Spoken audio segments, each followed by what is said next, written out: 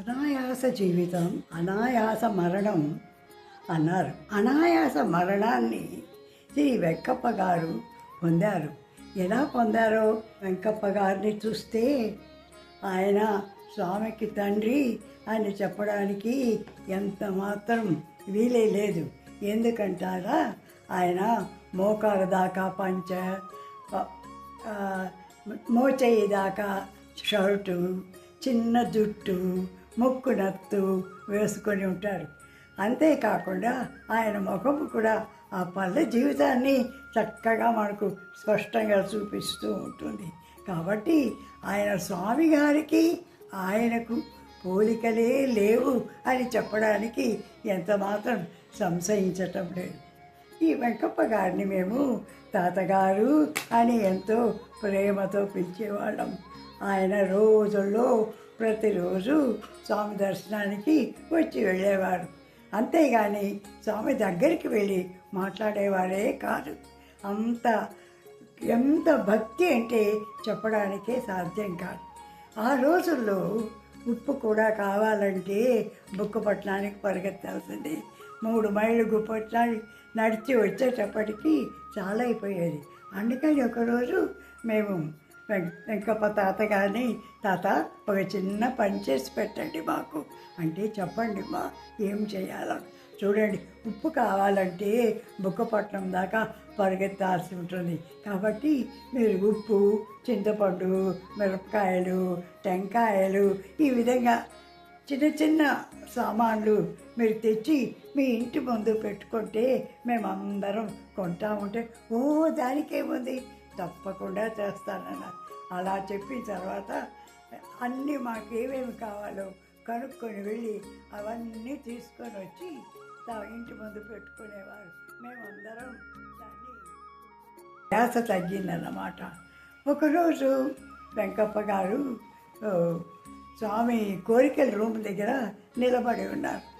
స్వామి కోరికల రూమ్ నుంచి వచ్చేదాకా ఆయన్ని చూసి ఆశ్చర్యపోయారు. ఏమి కావాలి అని అడిగారు. అడిగితే నేను మీతో మాట్లాడాలి అన్నారట. ఉండు నేను వాళ్ళతో మాట్లాడి పూర్తి చేసి వస్తానంటే, లేదు ముందు నాతో మాట్లాడండి అని అంటే స్వామి ఆయన లోపలికి తీసుకెళ్ళారు.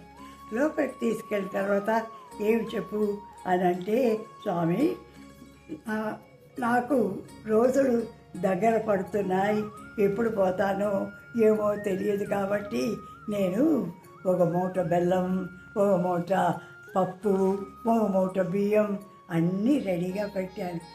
నేను పోయిన తర్వాత 10వ రోజు అవన్నీ ఉపయోగించండి అని చెప్పారు.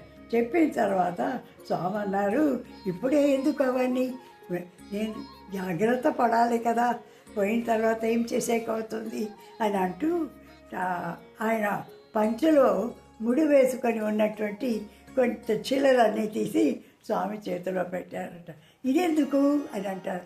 నేను పోయిన తర్వాత నేనేం తప్పులు చేశాను, ఏం పాపం చేశాను అవన్నీ ఉండకూడదు కదా, అందుకని ఈ కాయిన్స్ అన్నీ నా శవం మీద చదువుతూ రండి, అవన్నీ నాకు పాప విమోచనం కలుగుతుందన్నమాట. అంటే స్వామి చక్కగా నవ్వుతూ, అలాగేలే, నువ్వేమీ చింతపడకు, అన్నీ నేను చూసుకుంటాను అని చెప్పగానే చాలా సంతోషించి స్వామికి నమస్కరించి ఇంటికి వెళ్ళారు. ఇంటికి వెళ్ళాక మనమని ఆడిస్తూ కూర్చున్నారు. కాసేపు అయ్యాక ఈశ్వరమ్మను పిలిచారు.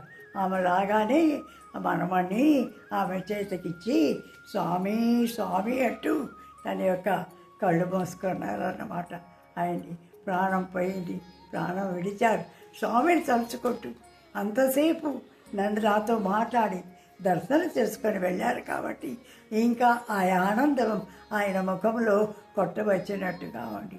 కాబట్టి నిజంగా అటువంటి వారి యొక్క మరణం వాళ్ళందరూ ధన్యజీవులు అని చెప్పడానికి ఇంత కూడా సంశయించనక్కర్లేదు. కాబట్టి వెంకప్ప గారు ధన్యజీవి అన్నమాట.